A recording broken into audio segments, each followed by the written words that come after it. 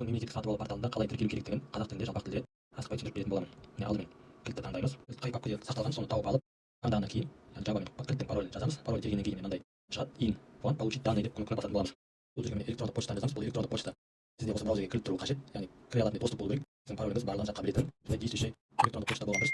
Астына подписать батырмасын басамыз. Бұл жерде кілтті таңдаған кезде мемлекеттік мекеме болса ГОСТ деген таңдаймыз. Ал егер ИП болса ЭСА, ТО болса ГОСТпен қол қоямыз. Подписан болды. Мына жерге міне пароль деген шықты және подтверждение пароля деген кезде латын тілінде заңдар английский әріптер үлкен және кіші әріптермен цифралармен жазатын боламыз. Мысалы мен математика көкке бес алты соны көрсетіп қоямыз.